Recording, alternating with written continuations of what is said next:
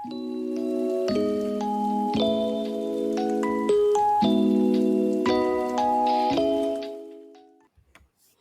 5 a.m. somewhere, so that means that the garbage collectors are coming to take out the trash, but we won't throw you out. Welcome to Your Trash Pal podcast, and today we are coming to you live from the set of Watch What Happens Live with Andy Cohen.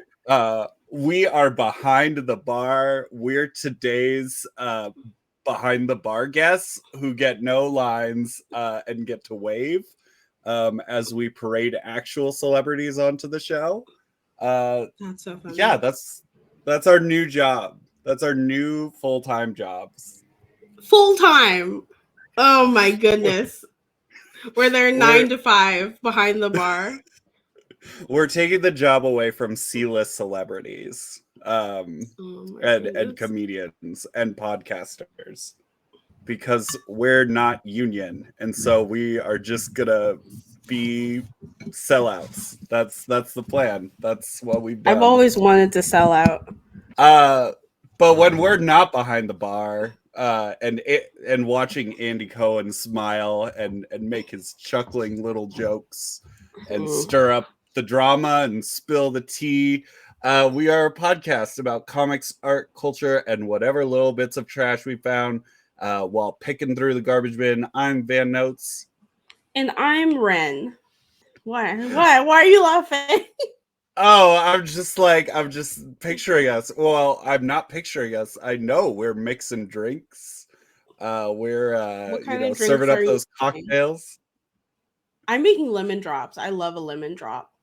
My cocktail of choice is just giving you a Modelo and saying, "Here you go." So funny. That's so boring. Boo, tomato. So funny. I don't think I know how to mix a proper drink. Really? I've been making drinks for my dad since I was like 10 or 11. So I can sling. That's very New England of you. New England. I'm not even from New England. It was a fun party trick. The general area. That's so funny. Oh my God. I don't even know what to say to that. Absolutely not. I don't claim New England. This weird place. We'll get into the Potomac politics, I guess. Yeah. The northeastern United States.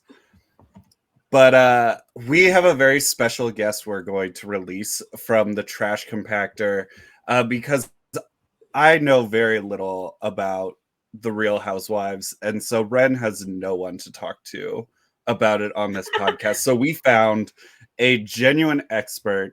So from my days of hanging out on a Publishing Among Us server, I bring you our special guest. Arik Hardin is an associate production editor at Little Brown Publishing. Outside of work, Arik enjoys crocheting, rewatching seasons of RuPaul's Drag Race, and taking every opportunity he can to pet a dog. He also has a podcast, Slush, a publishing podcast all about the industry, which, if you haven't listened, is definitely worth a listen. Now released from the Star Wars Death Star trash compactor is Arik Hardin. Yay! Hello, I would like to order a margarita, please. So funny. Get on it, Van. Also, you guys forgot to promote your products. Sell us on what you're doing. Oh. That's what the behind the bar people are as there we're for. Bartending? Oh. Yeah. That's so funny. I've never seen Watch What Happens Live. I don't like Andy Cohen.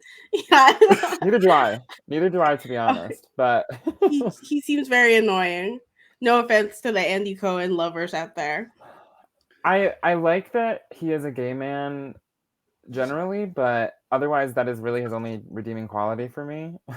That's all he's got. I could say that about so many people. I like that he's a gay man. That's pretty much it. Arik, I what also trash kind of are you do consuming this week? Sorry. Oh. I was on the Andy Cohen trail. This week, what am I consuming? I've been actually relatedly doing a rewatch of early seasons of New York. Housewives of New York. Loving it. Some of the best seasons of television perhaps ever made. I also recently finished slash I'm still in the middle of a rewatch of Rizzoli Isles, which is an interesting choice, but love that show. Procedural drama. Yeah, always a good time. Very heavy lesbian undertones. And I've been listening to a Greek mythology retelling audiobook, which is the only kind of book I ever listened to at this point. So that's nice. What's the book? It's Atalanta. I forget the author's name. It's really good so far.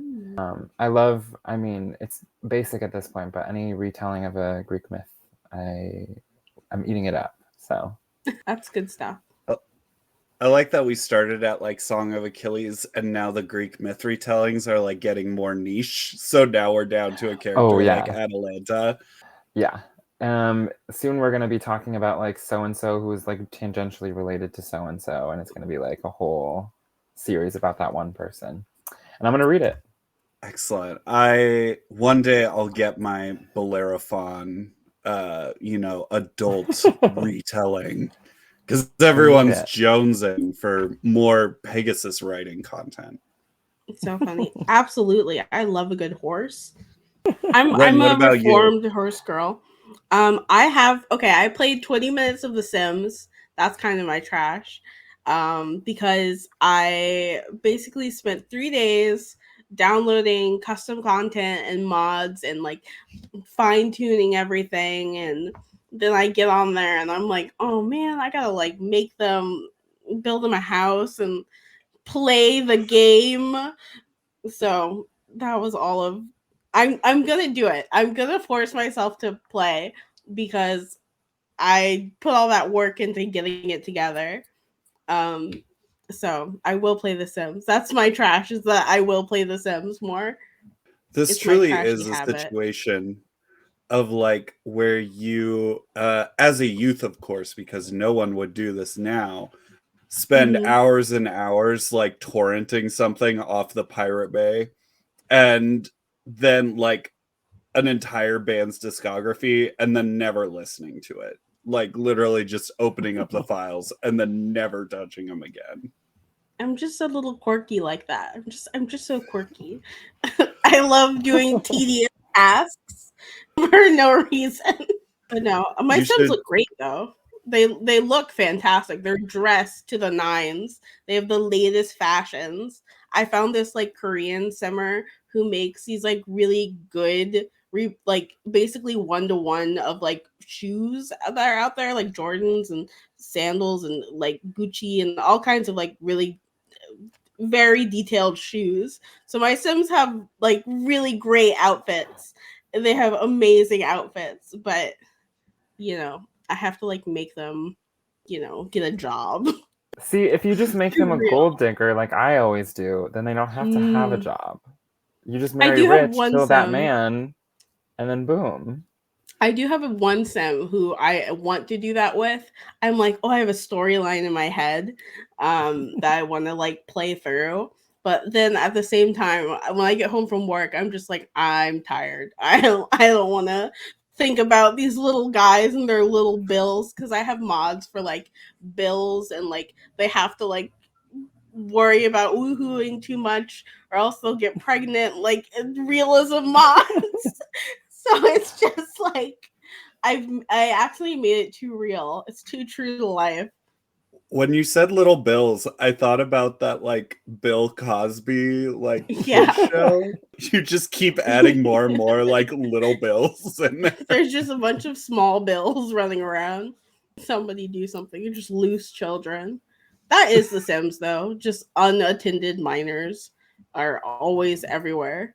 And it's like The Sims, it's very unhinged. We need to have an episode where I talk about my Sims Facebook groups, because those are the most unhinged places on earth. People make storylines where it's like they take existing Sims, make them hot as hell, and then are like, now you have cancer. You have a cancer and you're a Sim and you're dying, and I'm gonna make your family like go through the grips with these realism mods, and they're mourning, and then there are mods that have realistic funerals and stuff like that. So it's just It gets really like ah. No, thank you. No, I don't like this. To be a simmer is to be insane.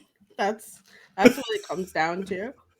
The Sims is the reason that I found out I was gay. So Really? huge plus to that idea for that episode. It has to be discussed. Shout out to the Sims. I Yeah. love the Sims. I feel like the Sims definitely had a hand in me coming out too, or realizing at least, because I would make like when I realized I could put two women together in a hot tub, and make them woohoo or whatever. I was like, "Whoa, this is huge. That's crazy. That's allowed That's in the Sims that's world." precisely my story. Yeah. Is the hot tub the only place they can woohoo? Or No, they can No. woohoo in a bush, in a space station, in a rocket ship. A lot of space-based things. They also They have can do it in the shower. yeah, in the shower, in a There's so many bed, places. in a car, in the doghouse. I'm pretty sure, if I what? remember correctly. Like Yeah. without the mods? Oh, without the mods, I don't know, but definitely like base game, bush, bed, hot tub, pool, shower. Like those are set, and then you can like go into like the Hubble Space Telescope essentially, and then also woohoo in there too. Mm-hmm. And there's impreg in The Sims. Yeah. Huh. None of my gay existence is owed to The Sims, so I the closest thing I have is just releasing the tigers in Zoo Tycoon constantly once I had a massive profitable That's so operation. Yes. Yes. Okay, can I say my favorite thing to do in Zoo Tycoon, because I was obsessed with cheetahs as a child, they were my favorite animal, to this day still my favorite, is I would make a zoo where the half of the zoo was a cheetah enclosure, and then I would make like a space to walk among the cheetahs, but like enclosed, and then I'd have like a food court in there so people could eat their food while they're surrounded by cheetahs. Oh. And I loved it. That's so benevolent. I just wanted everyone to see cheetahs. How could that be how could that be bad? That's so wholesome. And then I also loved would creating oh sorry. Oh no, I would loved creating just the tallest mountain I could and then putting a duck pond at the top. That That's was so like my funny. signature Zoo Tycoon move. I never played Zoo Tycoon. The last wholesome thing that I would do is I would put two animals in a cage and see who would survive. And it was always the hippos. Hippos were killing everything. That's crazy. Those things, hippos in real life are killing everything. They are dangerous animals. They're terrifying. And yeah, I'm like, ew.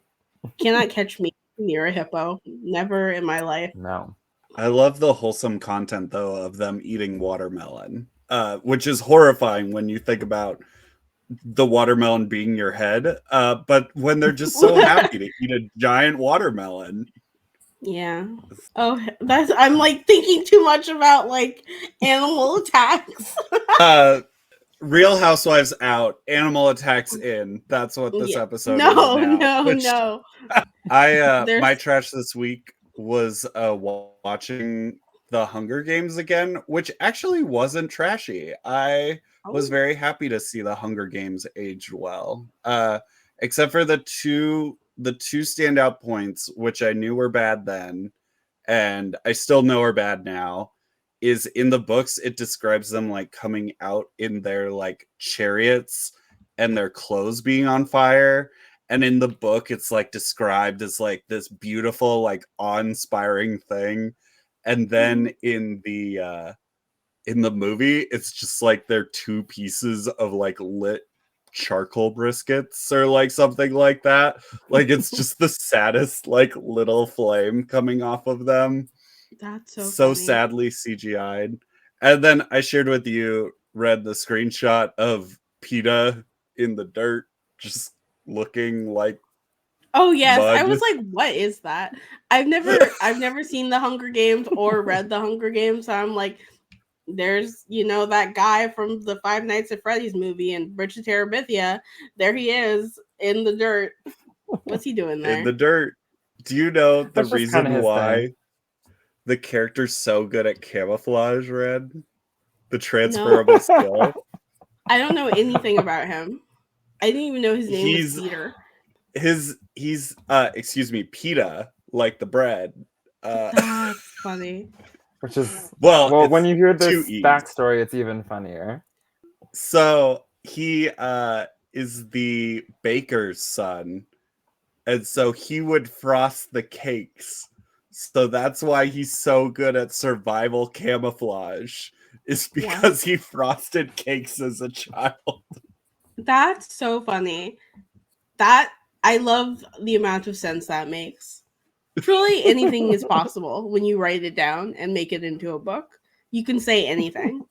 Do they They are. explain why his parents named him Pita? Just the bait. They're Oh, just like, oh, he's a baker. I think it's just post-apocalyptic fiction name. Like he it's like double E, not like PITA. But I would not be Oh, okay. surprised if the author just put like pita bread in there, and then at a certain point became attached and was like, I do need to rename this character. Like there's definitely characters I've written where it's gotten to a certain point is like they do need a name. Like Mm-hmm. That's very funny. I'm glad to know this. Would you say that the Hunger Games are like worth watching? yeah, I rewatching the first movie again. I'm doing research for a book, and I was like, oh, I want to Ooh. re-engage with this thing again to make sure that I'm getting out of it what I do want to get out of it, and also like remembering enough that I just don't blatantly copy like a whole sequence or something, thinking it's like Mm-hmm. my writing and it's actually just the book or something. But yeah, I thought the first movie was actually very, very fun, uh, in a sick and twisted way. Whoa. Welcome to my It dark is twisted fantasy. it's very like teenage like galaxy brain, right? Like when you're a teenager Mm-hmm. and you're like social issues, the future, this is how society's real fucked up, and it's all in this book. That's so But funny. yeah, Okay, I'm adding them to my list of things to watch. The Hunger Games. yeah, and then you get a bunch of cultural references out of the deal too. Like you'll be like, oh, that's why everyone was doing that thing. I'm excited to understand things. Um I often I don't watch a lot of movies. I wouldn't say I'm a movie person. I'm much more a TV person. And every big cultural movie except for Gone Girl, I really just I totally missed. I love Gone Girl. I'm a Gone Girl fanatic. But that's neither here nor That's there. So I have prepared for us a jigsaw's junk drawer segment here for all of us today. And Eric, because you come from the world of children's publishing, I would like to play a game of our classic segment, Reduce, Reuse, Recycle, featuring children's book characters. Okay. So reduce is you would like less of it, or you're just like, oh, I like it, but I don't need it that much. Reuse is like, I want more. I want more of this. Keep it coming. And recycle is we can chuck it out. We can put it in the old trash bin. Okay. So I have this Bring it very on. exciting list here. First up, softball, the very hungry caterpillar. Um, I think I have to say reuse because just the environment. I feel like we need caterpillars. I don't want to, even though he's Mhm. kind of selfish. I can't get rid of him. You know. True, true. That is a good point. I You really at first I was going to say recycle, but bringing up that we do need them for the environment. We do need these little guys depending on what Although kind if of he, caterpillar he is. yeah, if he could be a little less hungry, maybe. You know that's something a note he could take potentially, but I do think we kind of need him. So. Mhm. I would say he's wasteful. He's a very wasteful caterpillar. Does not finish. We need to cut down on consumption culture. We need to be Very true. educating kids like that they're just food waste is rampant. I'm gonna say Mhm. recycle the very hungry caterpillar. That's Wow. fair. That's fair. I guess like recycling the one caterpillar is okay. There are hundreds of thousands more caterpillars in the world that are less, That's true. selfish, that are more thoughtful. It's that caterpillar and that mouse that you give a cookie to. Those two, they Oh, can go to that hell. mouse. That mouse. What an entitled asshole. Like, I already gave you a Honestly, cookie. What are we doing? exactly. Grateful for the cookie. Honestly, We didn't stop the mouse. No, we did not. We And didn't do the mouse look at where we are harm. now. The opposite of mice, the next character, the Cat in the Hat. Oh, so funny. I thought you were thinking of a snake. I say absolutely reuse because I love a chaotic trickster. I want him to come in and just really mess with things. And I have to say, the what's his name? Oh God, the actor that did the live action Cat in the Hat. Iconic film. Yeah. It's terrible. I'm sure I haven't watched it since my childhood, but I loved that movie as a kid. It was so funny. So reuse for me. I'd have to agree, especially that movie guy. I'm forgetting his name. Michael Myers, maybe. Am I right? Am I wrong? Does that sound right? So? It is. He did the voice of Shrek. Oh, yeah. Okay. Yeah. He was fantastic in that movie, and I saw it like not maybe a few years ago, and it's just as like in fucking sane as it was when I was a kid. So I'm like, oh, okay. Good to know. Good to know that this is just totally bonkers. I will take every opportunity to veto a demon twink. And I think the Cat in the Hat definitely counts as a demon twink. So 100% recycle the Cat in the Hat. That's I don't know. funny. He gives me more Otter vibes, TBH, but it's okay. I forgive you. I think he's a twink with a belly. That's my assessment. Because he's a short-haired cat. Okay, I could see it. I don't think I know enough about cats to join in on this conversation. I'm like, what does it being short-haired have to do with anything? I don't get it. I thought you were gonna say I don't know enough about twinks, which I think you've also said before. I know a thing or two about twinks. I know a thing or three. I know that you and I disagree on what constitutes a twink at times. We have vehemently disagreed about twink status for certain people. Mm-hmm. But that is the great quandary of gay internet. What is a twink or not? Like literally every clickbait article, every year is like, this person's not a twink. So we're justified. It's a nebulous concept. Mm-hmm. Truly. Next character on the list, Captain Underpants. So funny. Ooh, I think I have to recycle just because why is this man around these children in his underwear? Like, what is going on? This is nefarious. I'm not a fan. Nefarious. Like, what are we doing? It's not good. Whatever he's doing, I don't trust this man. If you wore pants, would it be okay? I need him to be fully clothed, I think. You need that from him. Yeah. And also, isn't the whole thing that he only becomes he's a teacher or something normally, or maybe the principal, and then he puts on the underpants principal. And then he's a superhero? Yeah, why do you have to get naked to do a nice thing, sir? What are we doing here? But keep your clothes on. I don't know. Maybe I'm crazy, but I feel like adults need to wear their clothes around children generally. Is my take. I'm countering. I think this is a no kink at Pride argument you're making. I think as a public school employee, he should wear clothes. We're not at Pride. We're at school. The kids just happen to be there. He's just living his life, and I think it's snaps. I think snaps are what trigger him. Oh, right. So, yeah, he can't help it. He can't help. This is mental illness shaming. This is kink shaming. This is how dare you? That's so funny. How dare you? I just think that man should put on clothes, and I don't think that's wrong of me. Western purity culture. That's That's Wren, where do you stand? Reduce, reuse, recycle, Captain Underpants? I don't know. I feel like in a perfect world, like he's fine. Like whatever. You can be in your underpants. Like in a perfect crime like free like universe utopia where everything is like good and kind and whatever, then like okay, whatever.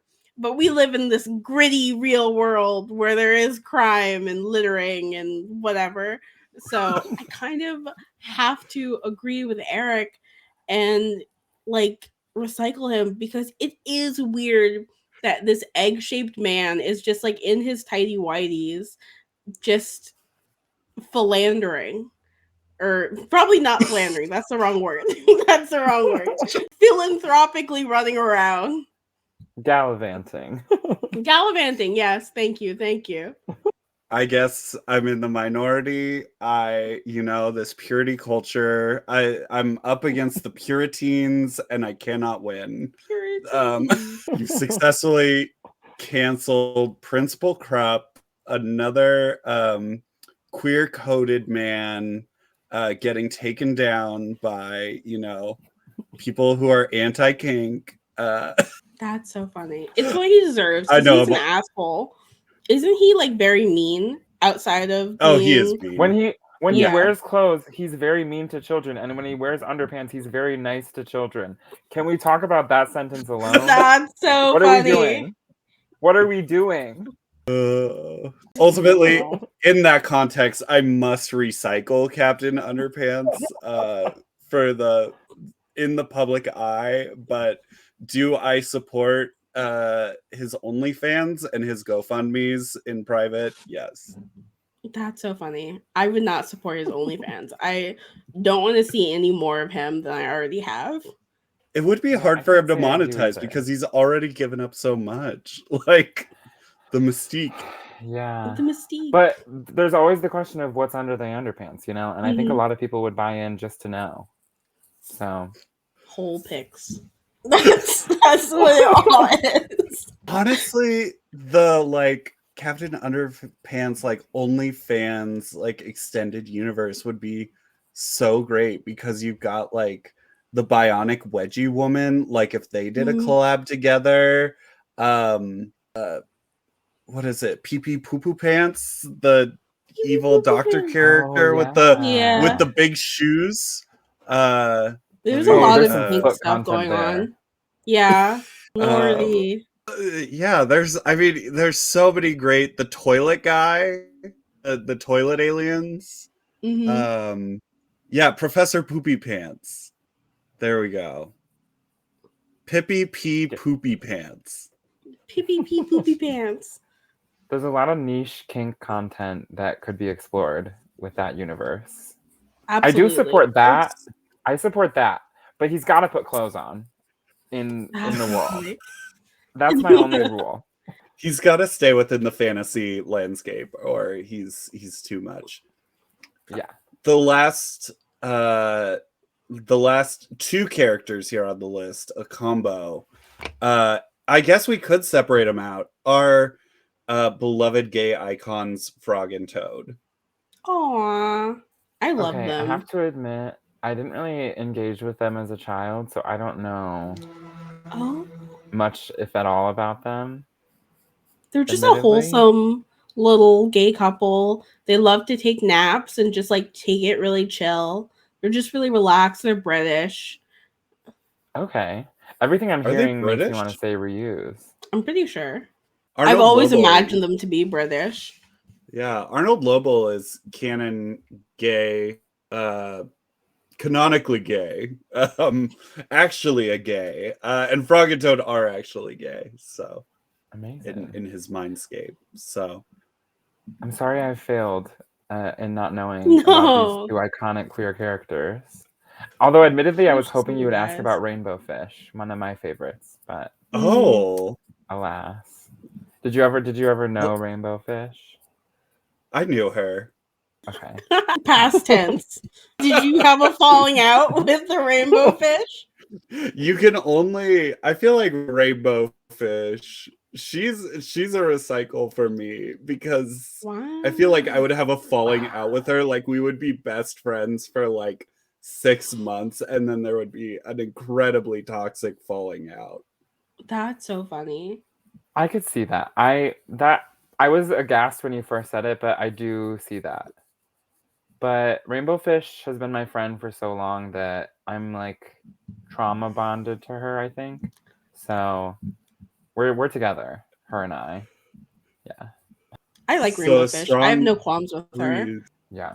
I guess that ends well, and we have ended on the most real housewives of all of the characters in children's publishing, except it would be like Rainbow Fish and Amelia Bedelia. I feel like would be like Mm. two top real housewives of the children's lit like universe. But let's jump in to the real Well, housewives.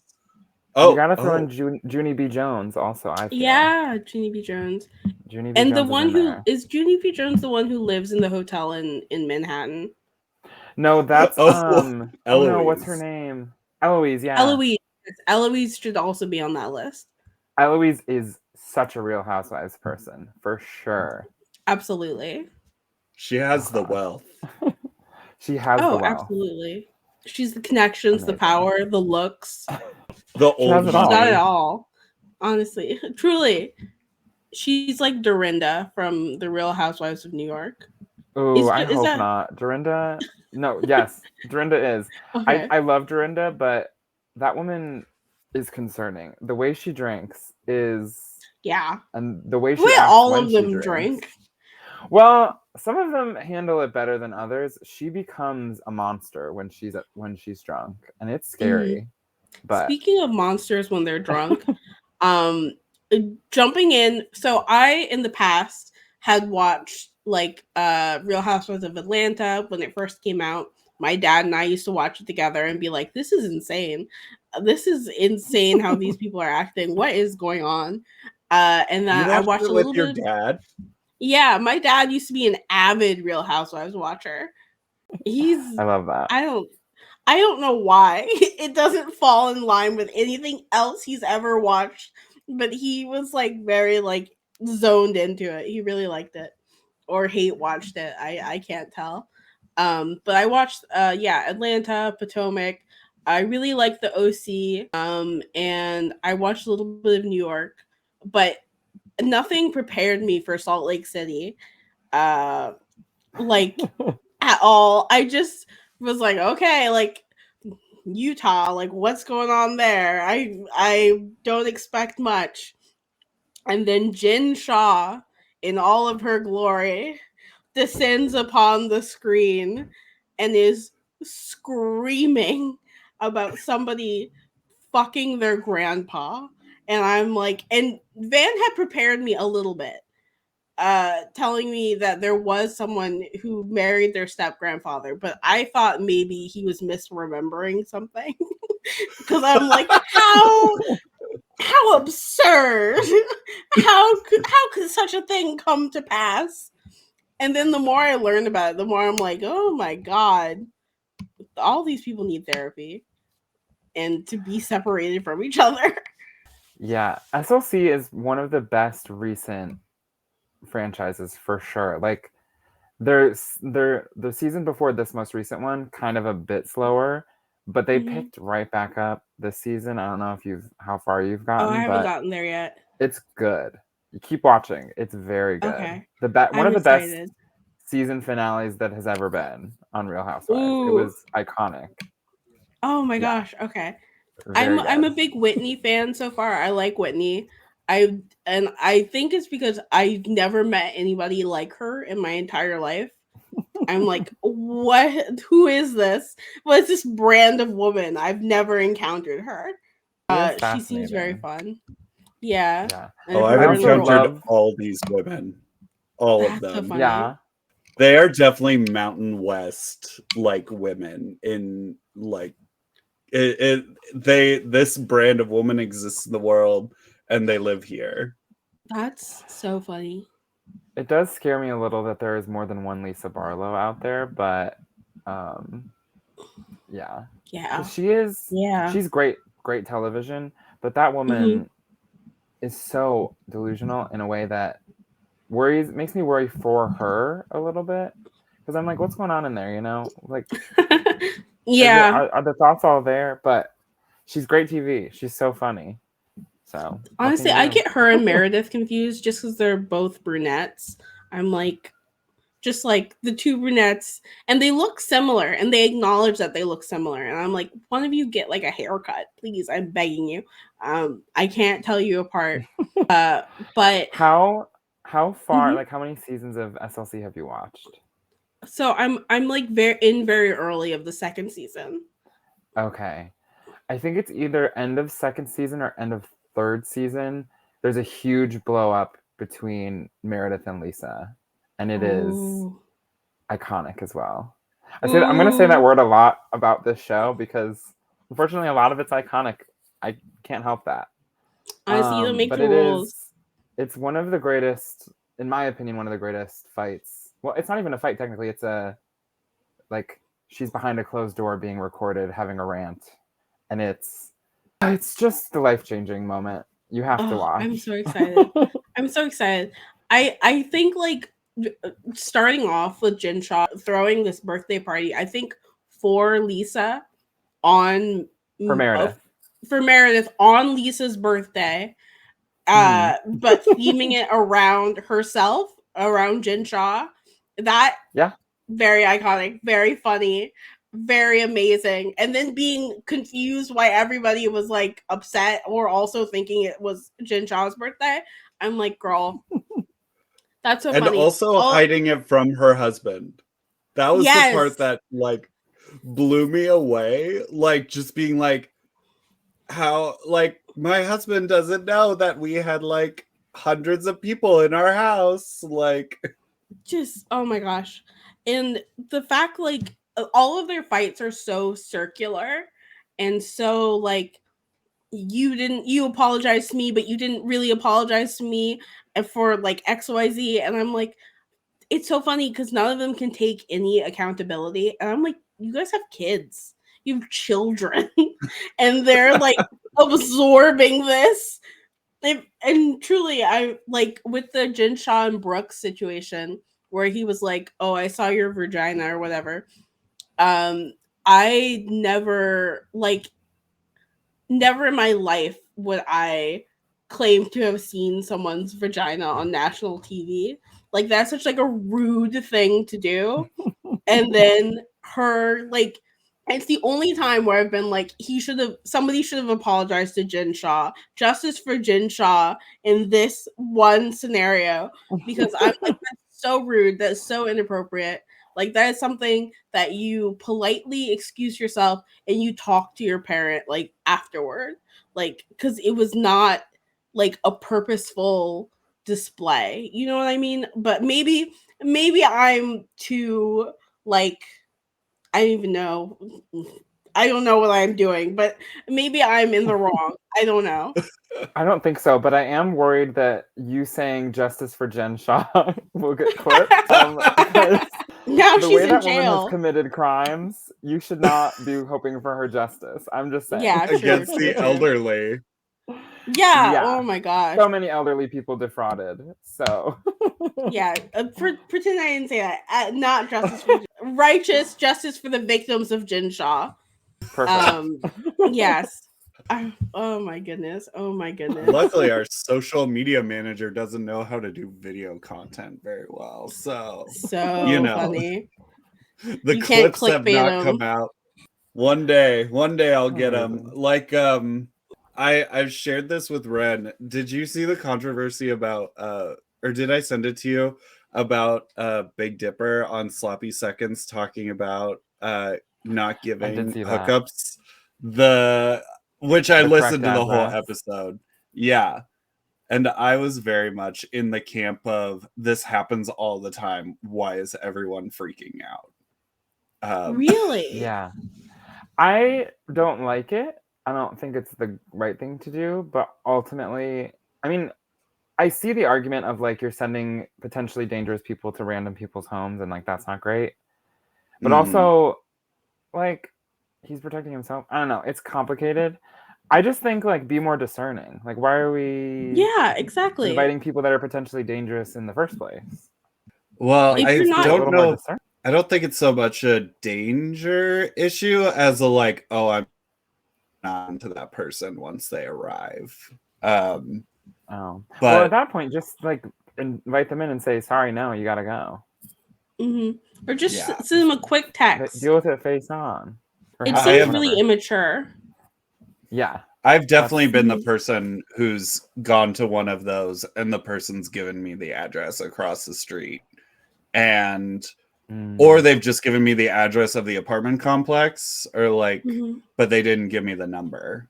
And then I've seen them do the like through the little blinds peek. or like of the little peek and then getting the number. That's definitely happened to me. I won't if that happened leave to my me, home I'd be until I've upset. gotten the full address.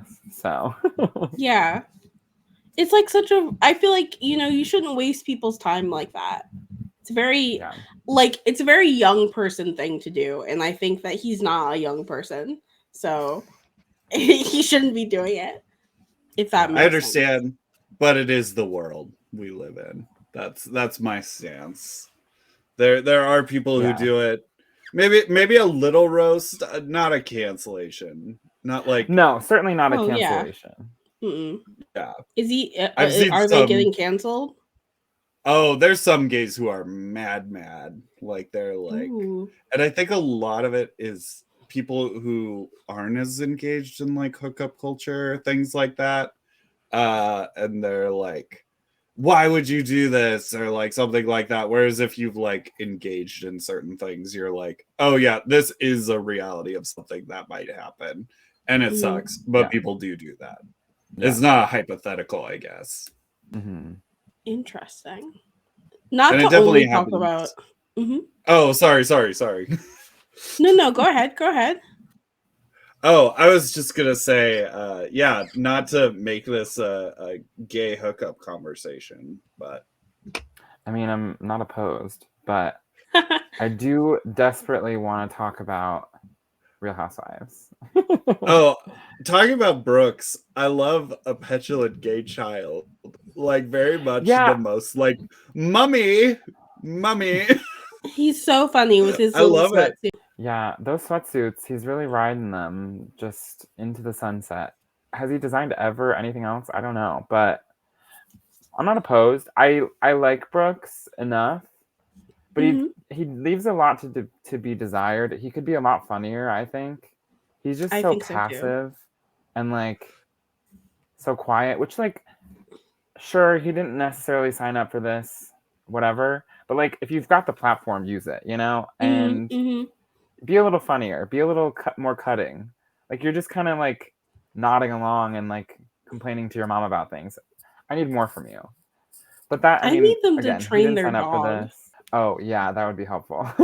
I can't get over like every dog on Real Housewives of Salt Lake City seems to be like shit and pooping in the house, and I'm like, you have these beautiful, gorgeous homes.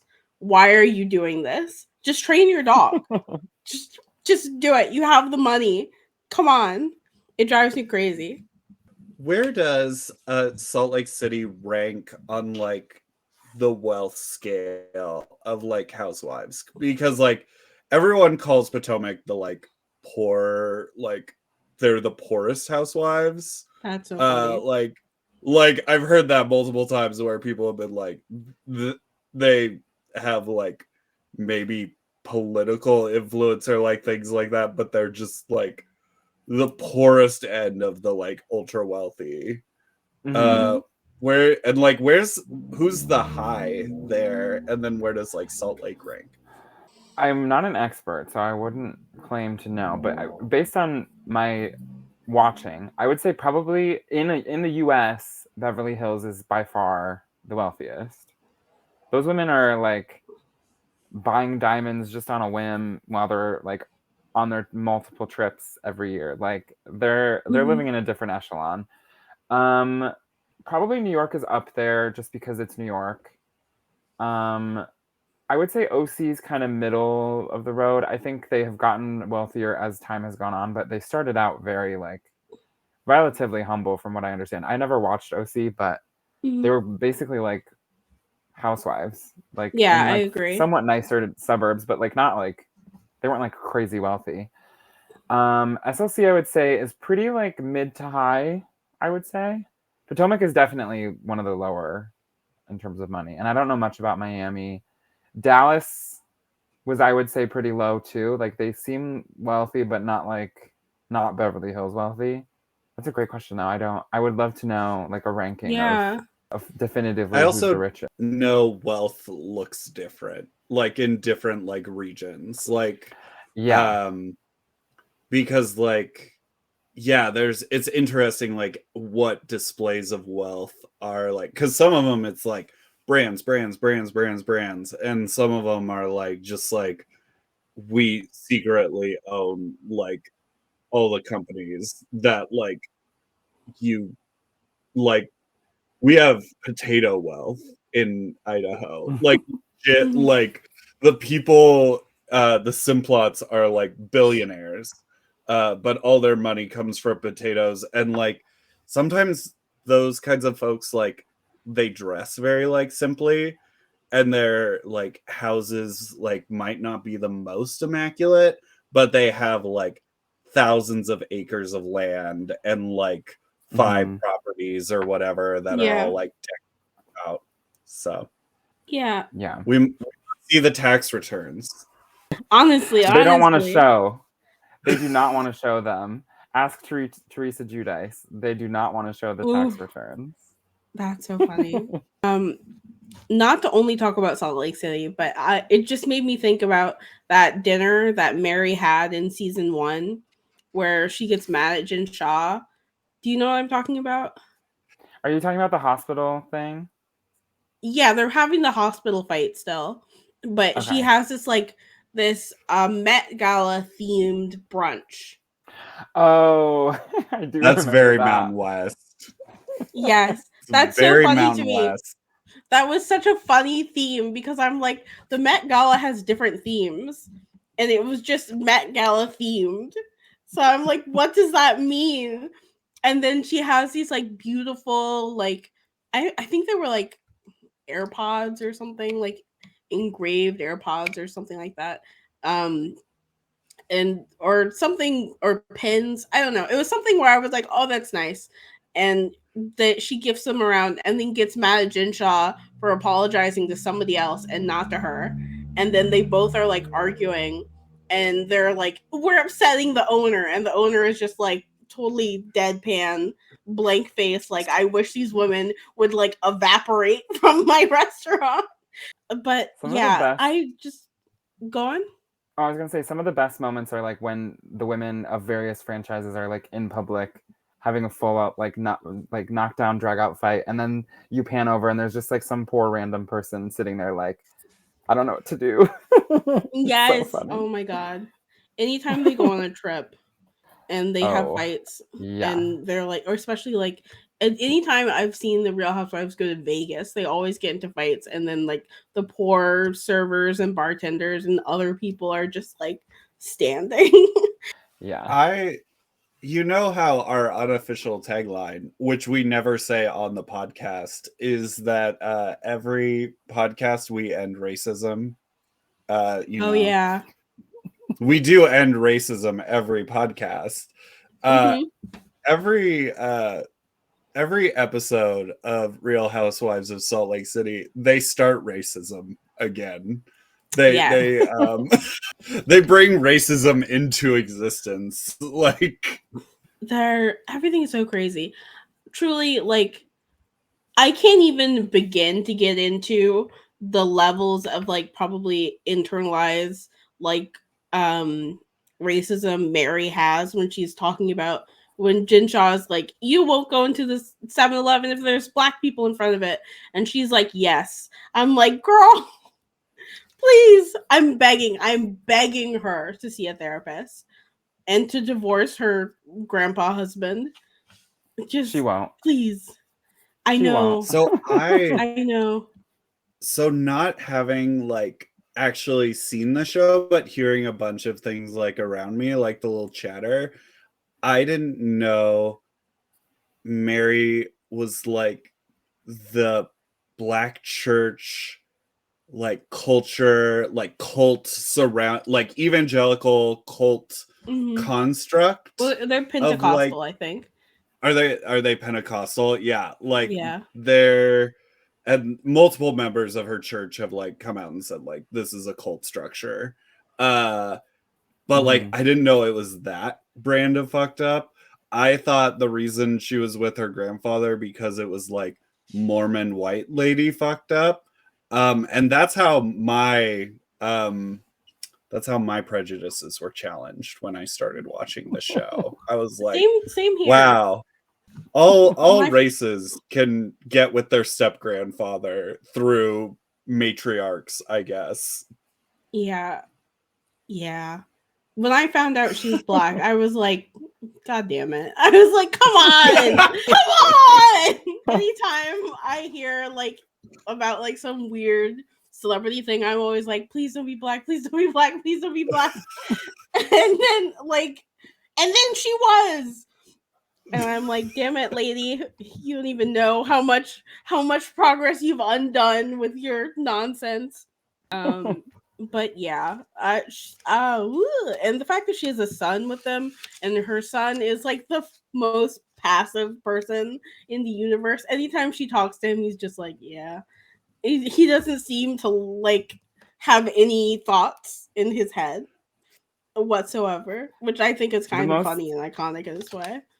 In the most recent SLC reunion, Mary is talking about her son, and she tells a story about how his wife, who is living with them, she gave her sex advice for how to give her son a better, like, have a better sex life with her son. And I was like, this is your son you're talking about. Like, do you not? Weird. That's freak behavior. She's been in Utah too long. Oh my goodness.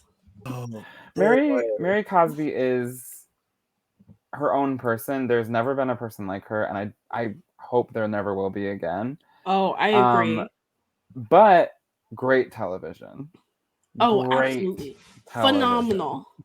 Phenomenal. I love glad we have a document of this woman. It's important. It's important that this was documented in some way, because no one would believe that this is who she is without having recorded it.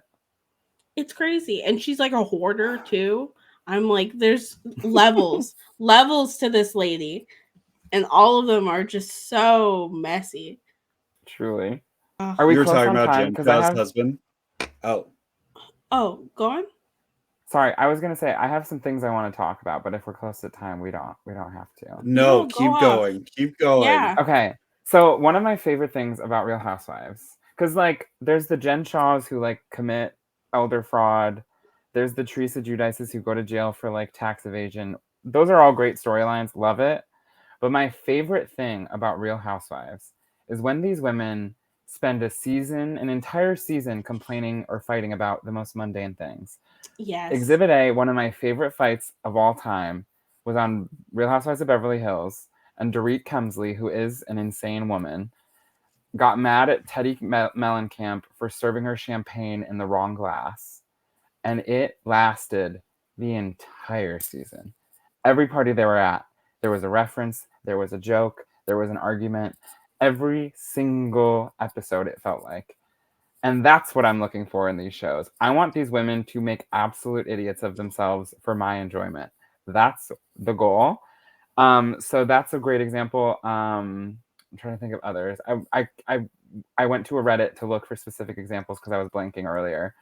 But they're just like so. Oh, the one that you might know, Wren, is in season 1 of Potomac. I think it's the first episode when they all go to dinner for Karen's birthday, and Giselle is sitting in the center of the table, and Karen wants her to move, but Giselle refuses. And so much of the season is them arguing about who should sit at the center of the table for a birthday dinner. And it culminates in Karen framing a framed rules of etiquette and presenting it to her at I think it was a crab boil, But Yeah. yeah, Which is it's so just the funny. dumbest fights. Honestly, it's like it also shows like these women are not friends. Like No, none of them are. they're not friends at all. And when I first started watching Real Housewives, I was under the impression that they were friends. And then like seeing and like it took me like honestly it took me way too long to realize like each other. It's It's very also funny. like proof that if my theory is like if you're a good housewife, you're not a good friend, you're not a good person generally, because how can you, like, for instance, one of my favorite housewives of all time, maybe I wouldn't die for her, but I love this woman so Hmm. much. Sonia Morgan, Real Housewives of New York. She's Hmm. so funny. She's so ridiculous. If you don't know her, look her up. Love her. But this woman is, number one, the most delusional person maybe to ever live. I love her, but she's a little crazy. Um, she cannot stop talking and repeats herself constantly. Like just says the same thing over and over and over again. And I don't know, she just is not, she would make a terrible friend, but I love her and I never want her to not be on my TV. But I Hmm. couldn't be friends with her. I couldn't be friends with 90% of the women. The women that I want to be friends with are like the women that are too boring to be on the show. Yes, Because exactly. like normalcy does not make good television. It just doesn't, you Hmm. know?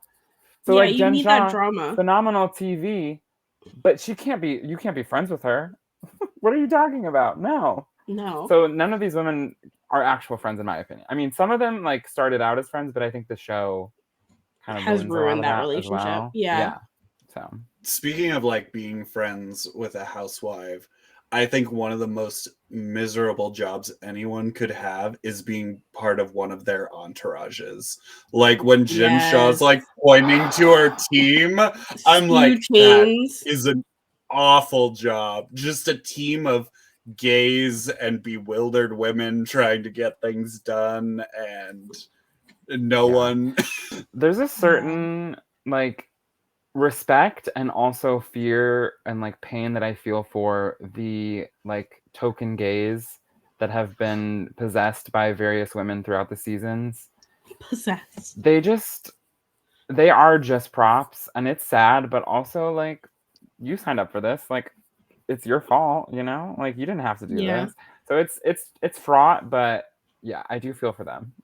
I It's like when the gays are it's invited to crazy. come over and pick out outfits, even though they're Oh, not like, that's fun. you could tell like that's not like something they actually do, but it's like, I have a gay, pick me Of out an course. outfit. Of course. Yeah. Okay, another thing I did want to talk about is some of my favorite quotes from Housewives in general. Um, we have some phenomenal ones like Real Housewives of Beverly Hills, Kim Richards is one of the greatest housewives to Oh, I ever love live. Kim. I love her.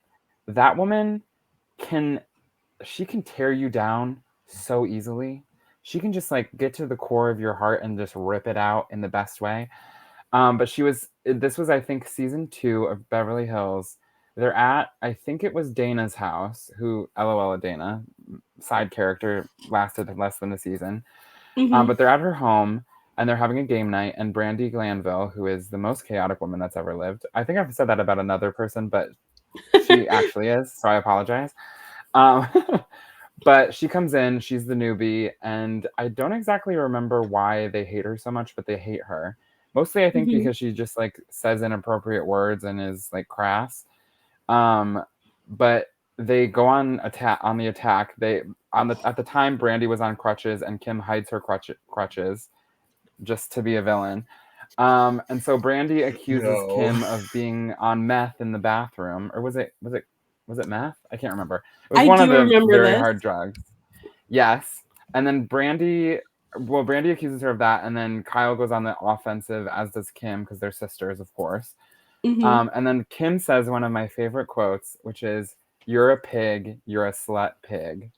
And I just, where in the brain does that come from? Like, why did you say that? And also, like, how can you be lecturing someone about speaking properly when you're calling someone a slut pig? Like, the Hmm. disconnect doesn't really jive with me, but it's iconic. Um, What else? Oh, another fight that we have to mention. One of the dumbest fights in Real Housewives history is also Beverly Hills. Lisa Rinna gives Kim Richards a bunny for her grandchild. And then at the reunion, Kim Richards returns the bunny to Lisa Rinna because she feels that it doesn't have the correct energy. And she's all about energy. So she has to give it back. And then Of Lisa course. Rinna storms off set and is distraught because she returned this bunny. And it's the most ridiculous reaction to a returned gift ever. It's just like, who cares? Lisa It's a Rinna is a bunny. Like, character. move on. Yeah. Lisa Rinna is a villain. That woman, I love her. Great television, but once again, you can't be good television and be a good person. I just don't believe it. Mm-hmm. Except, We've seen well, that. that's a lie. If you're like so delusional that all of your crimes are just because you're delusional, you can be good. Like, I do think Sonia Morgan is a good person to her core. I really believe that, but maybe I'm being lied to. I don't know. But most of them are villains. They are. Yeah. That's so crazy. I love I have to say my favorite thing from the Real Housewives is all of the glass throwing. They just throw glasses, drinks, whatever, like it's nothing. Like glass shards won't cut you. I'm like, ladies, please. Somebody has to clean that Yeah. up. One of the most iconic, in my opinion at least, is also Beverly Hills. I'm a big Beverly Hills person. Mhm. And they're at dinner in Amsterdam. And I think this was the same season where Lisa Rinna had said that Kim Richards was close to death because of her addiction, even though she was sober at the time, which is just a crazy thing to say. And then Lisa Rinna denied having said it and said that she would never say that when there was video footage of her saying that exact thing. And so they're at dinner in Amsterdam. I think it's the same season. I could be mixing it up. But they're at dinner in Amsterdam, and I think Lisa's trying to apologize, but Kim is having none of it. And then someone brings up Lisa's husband, Harry Hamlin, who she, for some reason, always says his full name. It's very odd. But someone brings up Harry at some point, and Kim says, "Do you want to talk about the husband?" And Lisa goes, "What are you saying about my Yes. husband?" And Kim says, "Don't talk about what you don't want out there. If you want to talk about the husband, we can talk about the husband." And Lisa smashes her glass on the table and says, "Don't you dare talk about my husband." And they go at it. And then Kyle Richards, one of the best moments, she just scurries out of the restaurant terrified. It's so funny. Like, you should be protecting your That was sister what and I you're was just like thinking hunched of. over scurrying. That scene was exactly what I was thinking of when I was talking about smashing glasses. It's Yeah, just it is it's iconic. amazing. It's oh my gosh. Being in It's the best. Amsterdam and imagining those women there, I can just, when we're talking about extras, like the Real Housewives are like the antithesis of like Dutch culture, like in every way. It's like, don't display wealth, don't be loud, be normal, don't draw attention to yourself. And these women are just like the polar, like the absolute opposite of like that kind of ethos. And imagining them trooping around Amsterdam, I can just see the like violent hatred in like Dutch people's eyes as they approach. Yeah. Yeah, it's so funny. That's so funny. I do think, like, having just watched the Hunger Games, like, it crossed over with, like, the Real Housewives of Salt Lake City in my mind. And I was like, these women would love the Hunger Games. Like, they are 100%, like, when they're showing the, like, hedonistic excess of, like, the Capitol or whatever, like these women like would just be so excited for the Hunger Games and like so invested. Yeah, the women are in the Capitol and they are betting on those children for sure. For sure. Absolutely. Absolutely. Yeah. They're The number so one, I crazy. think the number one supporter of the Hunger Games, honestly, has to be Erica Jane. Do we know anything about Erica Jane? That's so funny. I don't. Yes. I don't. Okay. So for you, Van, Erica Jane is technically not a villain because she didn't actually commit any crimes. But so what happened was she was married to this lawyer who became famous because he was like related to the PG&E case with like the one that was Aaron Brockovich was based on, the like water pollution case. He got very famous. Oh yeah. Did a lot of like class action lawsuit stuff. Very famous, very wealthy. He married her. She was like 20 something and he was like 50 something. Very large age gap. She was his wife for a very long time, and then at some point became a pop star and had a pop career for a while. Then she gets on the Real Housewives. Ultimately, people really like her. I'm not particularly a fan. I never have been. It just always felt like she was pandering too much to the gays in a way that was inauthentic to me. But, you know, whatever. Live your life. But then it comes out that her husband has been defrauding not all, but a lot of the people he's been defending. So, like, burn victims, people who have been, like, poisoned, like, all of the plane crash victims, like, all of these people who have had their lives irrevocably damaged, and he's been stealing money from them to hypothetically fund her lavish lifestyle of, like, flying in private jets and, like, putting on pop shows. And so she ends up divorcing him, and all of this drama happens. But basically, all of the women on the show are like, hey, like, first of all, did you do anything in this crime? Like, did you know about it? Were you part of it? And she vehemently denies, which it's been proven since, I think, that she definitely was not a part of it. Like, as far as we can tell. But they also are like, do you, like, feel bad for the victims? Like, do you have any, like, guilt around it? And she's like, no, not at all. What did I do wrong? I didn't do anything wrong. I don't care about any of these people. They're all like, who cares? All I care about is me. She literally said that as a quote. I'm the only person I care about right now. And we're like, Erica, what are you, huh? These are burn victims. Like, what are you talking about? So she, I think, would be like on the sidelines cheering for children to die, for sure. Oh, absolutely. I never liked her. I never liked her either. Oh, sorry. Go on, Van. Oh, I think Karen Huger would really love the Hunger Games. That's so funny. I think she would be into the pageantry of it. Like, Yes, she would be love very the pageantry. invested. And the rules, she would love the rules of the Hunger Games and be like... Yeah, I think she would find the kid killing distasteful, but I don't think she would be against it. Yeah. It's just, it's a necessary evil.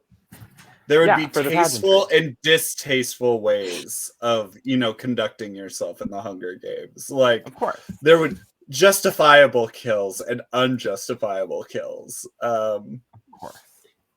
Yeah. She's in it for the art of the Hunger Games. Of course. Yeah.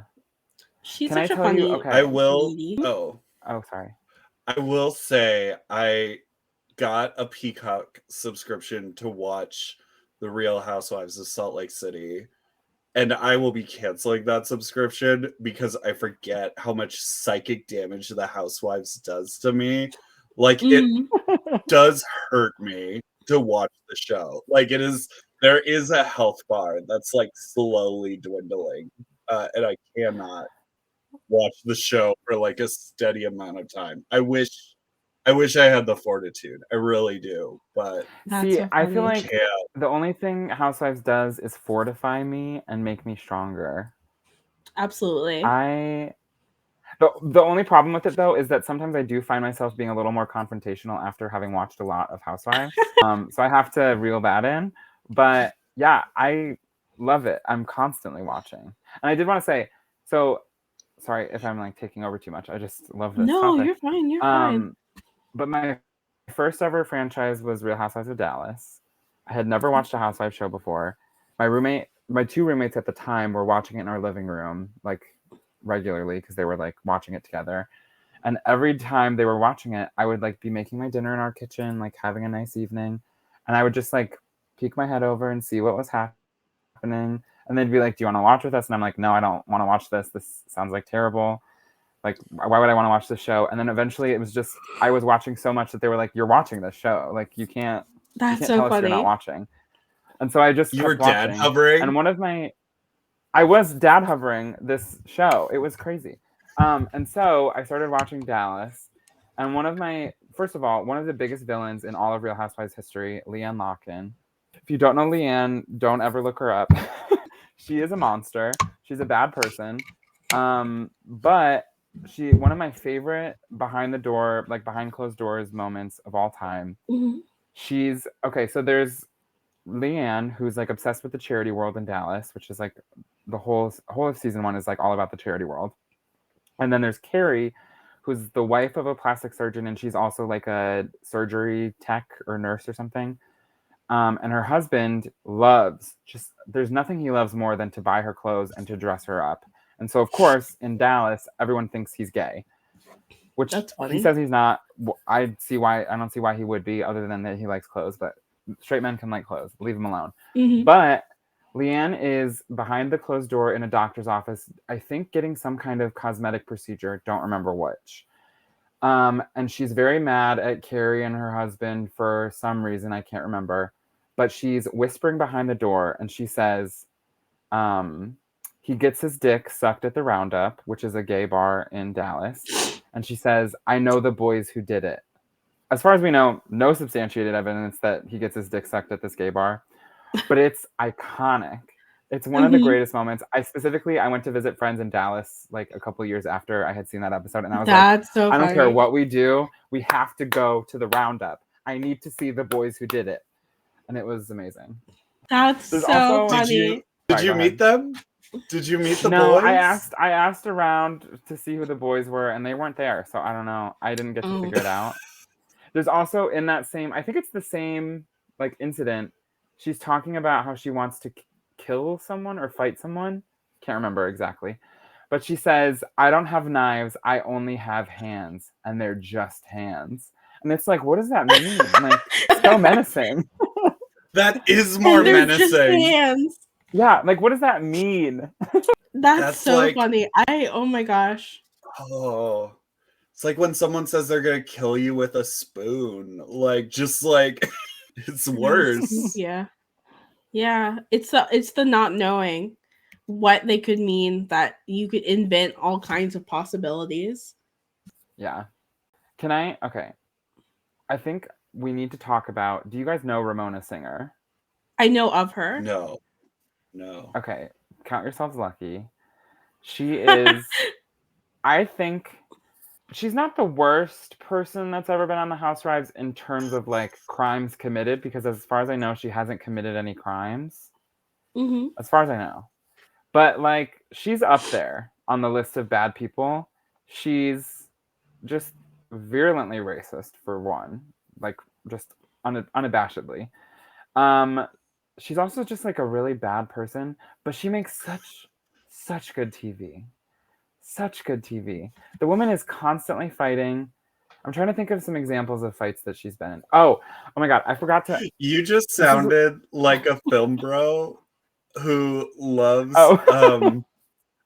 who loves Birth of a Nation, and is just like, it's really racist, but it is one of the great movies of all time or whatever. I can't help it that she's great TV. You know, they have fired her since because of her racism. Thankfully, she should not be platformed, to be clear. Mm-hmm. But while she was, she made great television. One of my favorite moments of all time on The Real Housewives is, so Luann de Lesseps, the Countess, her niece dated this guy named Adam, who's a chef. And while they're in the Hamptons one summer, Carol, the princess, meets Adam. They develop a relationship. Carol is in her 50s, I think, at the time, and Adam is 28-ish. Oh. So he's like much younger. And so Luann is angry at Carol for dating this man because he previously dated her niece, and she thinks it's weird that they're dating. And so she makes a lot of comments about how she's too old for him, which, like, who cares? Like, they're both well into their adulthoods. Like, he's not under 25. Like, his brain has developed. Like, leave it alone. Yeah. But at some point, Luann calls Carol a pedophile for having dated Adam, which is just a crazy thing to say. Just flat out. That's as a wild so thing to say. And so Carol rightfully is mad because she just got called a pedophile when she is in fact not a pedophile. And so they're at, I think they're at Bluestone Manor, which is Dorinda Medley's home in not the Hamptons, but the Berkshires. Sorry, I almost forgot. It's very important that you know it's in the Berkshires. It's a whole thing. And so they're in the Berkshires in Bluestone Manor, I believe. And Luann and Ramona are talking, and Luann's like, I don't understand why Carol's still mad at me. And Ramona says, I think it might be because you called her a pedophile. And Luann's like, why is she mad about that? Like, I already apologized, which LOL. And so Ramona is coaching Luann on how to apologize to Carol, which is hilarious because Ramona has never given a heartfelt apology, except like maybe one time in her entire career of like 15 years on this show. But anyway, so they decide their decision for how to clear the air here is that they send Carol a text that reads, "I'm sorry I called you a pedophile. I hope you come to my next party." That's so funny. That's so funny. It's so funny. It was so funny. Wren had to hang up. Oh no. Are you still there? Yeah. Oh, it looks like we all got disconnected and then reconnected. Let me do a double check that we are good to go still. So It looks like we're still recording. let me do a double check that we're still recording. Our 0 viewer is It says live and recording. Yeah, it does. okay. Hey, cut this The out ghost of Ramona Singer got Wren. us. Oh, I yeah. just made an audio note. Yeah, it's gonna be in 2 parts. I'm gonna have to merge them together, which is not fun, but that's fine. Well, I guess we'll do our outro now. Yeah. Arik, you are invited to our next party, and we might have to do a follow-up of even more up-to-date Housewives drama. But in the meantime, is there anywhere or anything you would like to promote? Anything you would like to direct people to?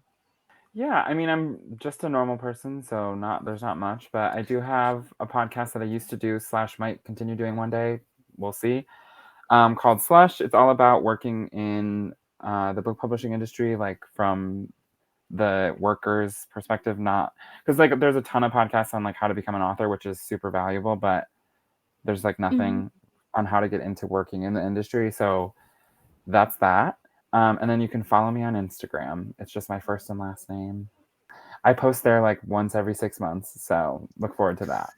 Excellent. Excellent. Definitely listen to more podcasts by our friends. So we will wrap this up. Thank you for listening to Your Trash Pals. You can follow the podcast on Instagram, Facebook, YouTube. Our live Twitch streams are hosted on Mondays, and episodes go up on Thursdays when we're well and capable of making sure that they go up on Thursdays. But yeah. Yeah, you can follow me at ren.psd and Van Notes on Instagram at Van Notes Books. You can support our Ko-fi at ko-fi.com/your trash pals. And you can, if it is before April 14th, you can still support my Kickstarter for my character, the Obsidian Sickle. And I just got the news today that the Kickstarter is one of the Kickstarters they love. So that is very exciting. I'm excited for the support from the Kickstarter. So still hoping for full funding, but it has been a lot of fun so far. We are going to be doing, I haven't fully communicated this with my partner in crime, but we're going to be doing an all questions episode next week. So send us all of your questions that you would like the pals to answer. You can either do that by messaging the Instagram or writing into the podcast at yourtrashpals@gmail.com. Any of your hot and exciting queries. What was I trying to say? Any of your hot, only your hot questions, none of your other questions. I don't know what I was trying to communicate from my brain to my mouth. But is it my turn to do our ad read this week? I think so. I should put it in the script. Arik, what is a number you would like to say in between 1 and 50? 27. Oh. 27. So our ad is for Warhammer 40K. That's so If funny. you love the Desperate Housewives, you will love playing Warhammer 40K.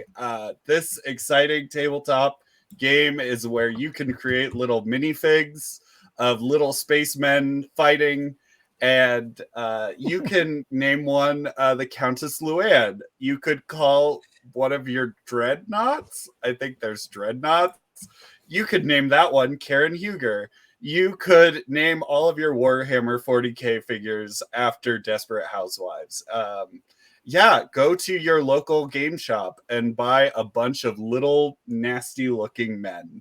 Nasty. And tell them they're so nasty. Warhammer's so uggo. That's so funny. Which is why it's on the trash list on number 27 of all of our amazing sponsors. So with that, now that we're fully funded, we just made $27 off of that Woo! ad. Remember to reduce, reuse, and recycle. Yay! Yay!